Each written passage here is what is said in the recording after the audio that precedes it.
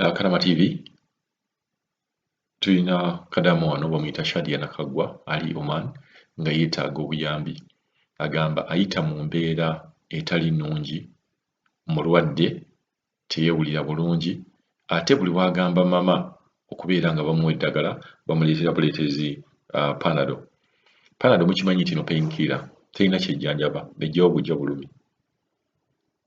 Symptom omukyalo ono z'ayina agamba nti nno Asesema Awulira Kamunguluze, awulira omusujja, naye agezezzaako okubagamba nti nno ali mu mbeera mbi nekye basobola okukola kubeera nga bamuwa buwi Panado. Tuno bwe mbeera mugenda munoonyereza oba mulaba ku stories ze tujja tubawa, abantu abakyasinza obuzibu owaka ng'oggyeko abaana, kuba abaana tuyinza okugamba abaana bato, abakyala bano balina obuzibu. Naye ate tunoonyereza nnyo obuzibu buno buva ku ki? Abakyala bano lwaki babeera n'obuzibu ku Bakadaama? Ojja kwegendereza nti n'abakyala ab'e Uganda balina nnyo obuzibu ku bakozi olw'ensonga zammwe ze mumanyi obulungi. Ojja genda ogambe omukyala ono nti nno oli mulwadde, agenda kugamba owulira otya era ki ekikuluma. Njagala okubemu ekifaananyi nti ggwe mukyala w'owaka mugenda kuwulira story ya Shadia engeri gy'aginyumyamu. Gweoyinza okwekanga omuntu lwaki onogamba nti yabadde ampadde empeke nga tazirabye zaabadde expired, byabadde yampadde ebidagala ne bitandika okunnumya olubuto, ne ntandika oba okubleedinga, naba nembeera nga nina nga n'obeera nga ofunye eddagala naye eddagala lyalikuwadde ne likuviiramu ate ekizibu. Abakyala bano bagezi, ate mu bugezi bwabwe tebatya kukukola kintu kyonna kye babeera baagadde. Ogenda kuwulira Shadia ng'agamba omukyala ono nti nsesema, okitegeera, oba symptoms z'ayina, awulira olusujjasujja, asesema, tayagala kulya. Symptoms ezo ndowooza muzitegeera bulungi nnyo. Omukyala kasita omugamba nti oli mu mbeera ng'eyo, gw'olowooza ki ky'alowooza? Symptoms ziri ssatu era mugenda kuziwulira ng'azoogera. Asesema, awulira kamunguluze, awulira n'olusujjasujja. Abakyala ndowooza mutegeera wa gye tujja. Waliwo Kadaama era eyali awulira ebintu ebyo, ye Kadaama n'abeera ng'akigamba ng'akimanyi tewali kintu kyonna kye yali akozeeko. Bigenda okuggwa bwe baamutwala mu ddwaliro nga Kadaama oyo yali ali lubuto, nga Kadaama takimanyanga nako era takimanyinga nako nti no yali yeebase n'omusajja. Ebintu bino oluusi omuntu abeera asobola okugamba wa babeera balimba kuba babeera baagala abasajja b'owaka, naye Kadaama ono ye yatukakasa bulungi n'agamba tayagalangako musajja kakyangajjaawo. Omulala ayinza okugamba oyo Mary nti oba olubuto baalumusukumira busukumizi. Nedda, embeera Kadaama gye yatunyumizaamu yagamba nti omwami yamukwata nga yeebase, yamukuba caliform n'amukozesa ng'amukubye caliform. Ye story eyaliwo. Kati ekituufu kiri wakati wa Kadaama oyo n'omusajja w'owaka. Naye nga kubamu pulaani omukyalo ono nga bw'ogenda omuwuliriza agamba awulira olusujjasujja, asesema, awulira ne kamunguluze. Abakyala bano balina nabo bigurupu byabwe nga naffe bwe tulina groups ne tubeera nga twogera, nabo balina groups. Bw'anaagenda n'anyumizaako bakyala bane nti munnaye mumanyi Shagaara wange oba Kadaama wange ebintu ebimuluma biri kamunguluze, olusujjasujja, asesema n'okusesema.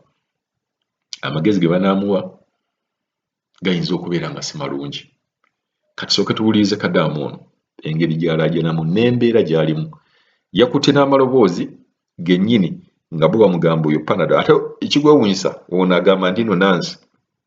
Kadaama agamba bosi wa Kadaama oyo mama agamba nti n'alimu olunansi. Katusabire Kadaama ono ebintu bino gye binaggweera, naye ndabawo ekintu ekiyinza okubeera nga kiyinza okubeera nga kireeta obuzibu gye buggyeyo mu maaso.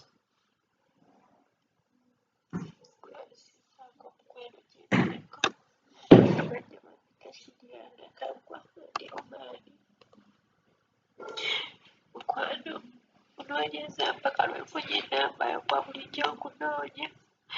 Maze ennaku nnya ndi mulwadde sinyo Asesema Awulira Kamunguluze baganya okuntwala mu ddwaliro, baganya kungulira biweke bya panado, baganya kungulira panado naye nfa lumizibwa obusujja nsesema neeguuga nga sirina nakyensesema. Egezo nange sikyasobola emirimu n'egireka naye omukazi akuba essimu agaye bw'asanga neebase simanya bw'agenda kulaba ekiddako. Mpulira ntidde n'abantu baagala kunkola ki? Maze emyaka 3 mu nnyumba muno, emyaka 2 nagimalako nga korona bungi, ne bagamba tugumiikirizeemu, ne bagamba sayininga, ne bagamba sigenda sayininga. Kona bw'anaakendera nga ngendanga nkoma, kona nagaana okukendera ne bagamba sayiningayo omwaka gumu, ne bagamba nedda bw'anaakendera nga ngenda. Kona yakendera ne bagamba maliza guno omwaka tukuwa tiketi oddeyo. Kati omwaka guno guweddeko, gwagugwako mu Gwakusatu oba mu Gwokuna okutandika. Naye bano abantu balemeddeko, baganya okutwala mu ddwaliro. Kirabika sirina ndangamuntu y'eno ensi eri yaggwako. Bannange munyambe obulamu bwange, munyambe. Wano ndaba likodize nga banezera panado, bagamba bannange nsesema temumpa panado, sina kyendya. Omukazi yange oba osesema oba tosesema tebinkwatako. Nekumakya mbadde ngenda kumulikodinga naye ngamba ajja kundaba ate essimu baginzigyeko, naye banaye siri bulungi n'akamu.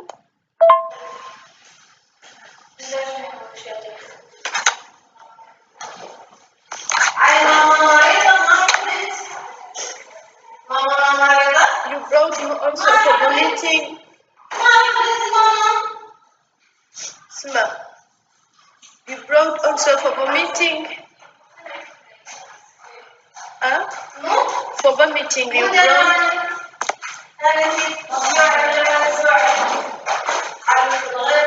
My kids now at your mommy. I've heard my kids once a week.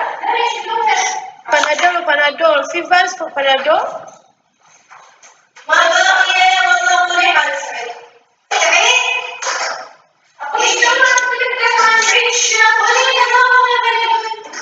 How many times I eat these Panadols? Policy. How many times did I eat? باكل فيبر لازم انتبايوتيك. احنا احيانا 2 weeks fever عادي viral. You vomit, you have double add. Vomiting, sometimes you eat something not good for you. What did I eat? Since morning, Margaret Shay, what did I eat? You're not the first time, Shadi.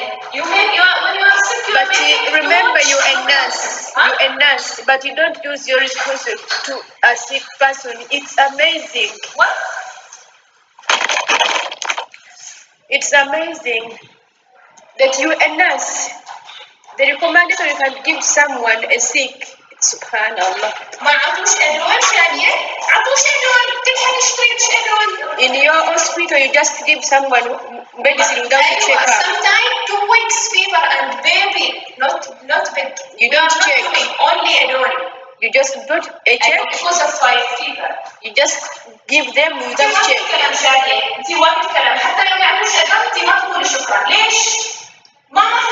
How many times I eat this one? طبخت ونظفت تقعد حتى ما قادرة تمشي تعبانة لكن ما تقدر تمشي. سبحان الله.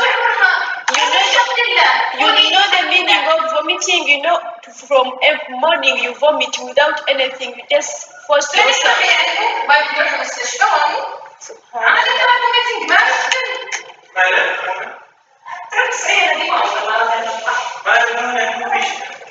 Said, I'm vomiting. I have everything. So what don't worry, but I don't know. What is that? Because of the sinus. This medicine is better. Try. See? This is not normal medicine. This is special for this one. And fever?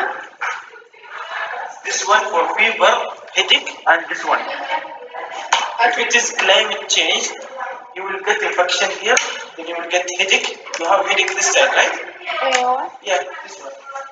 I know because But also I'm vomiting. What do I do? vomiting, maybe you eat something.